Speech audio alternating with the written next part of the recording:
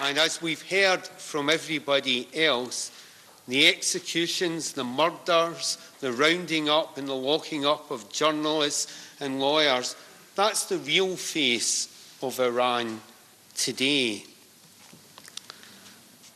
You know, a well-known politician once said you can't put lipstick on a pig.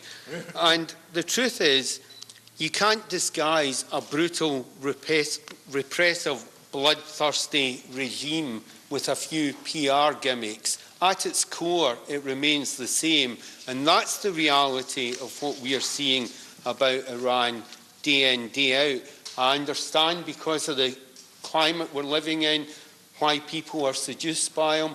But at the end of the day, the test is not him. The test is those photographs you're seeing of people being publicly executed, rounded up, brutalised for doing the things that people here do as a matter of course as part of their work.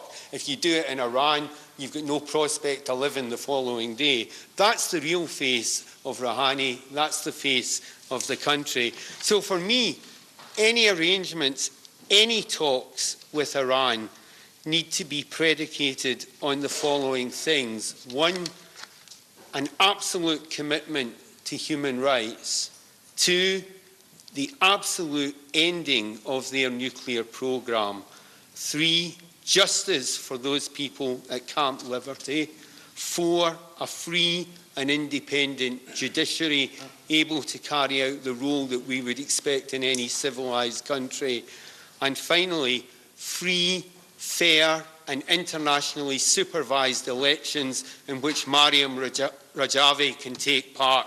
That's the test of whether there's going to be any change. Anything else is lipstick on a pig.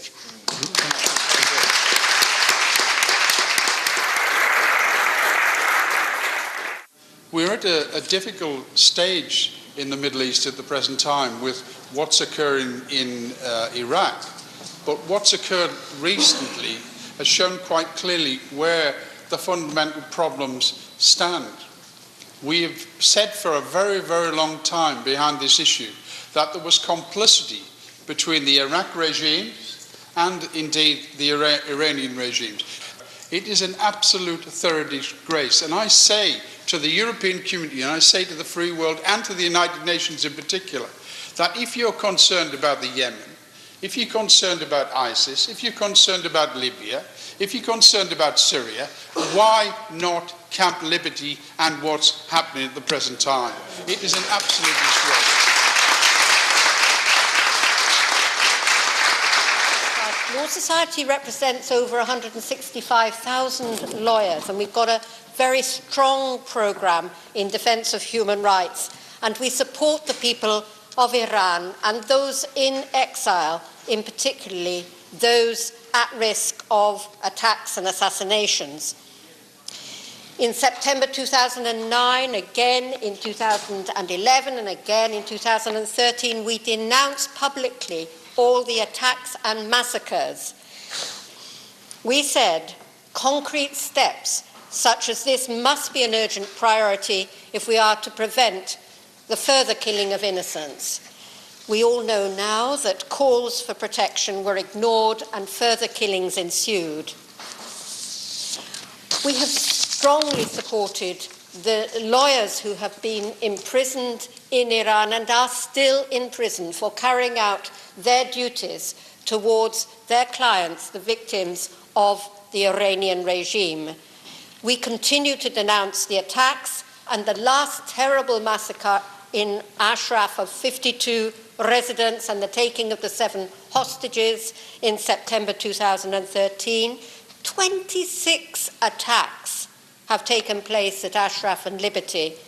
We have to be vigilant and we have to shout very loud. And what is the role of the international community in this? If the international organisation set up by United Nations for protection of refugees is unwilling, unable to stop the killing and to protect the refugees, then the role we witness is one of complicity and collusion.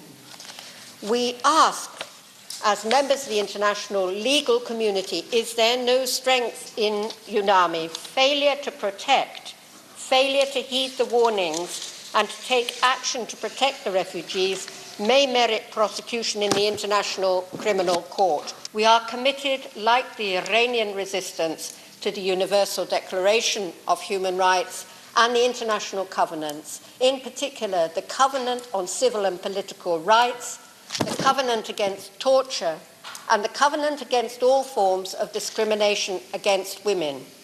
These are the policies of Madam Rajavi's 10-point plan, and I end with this.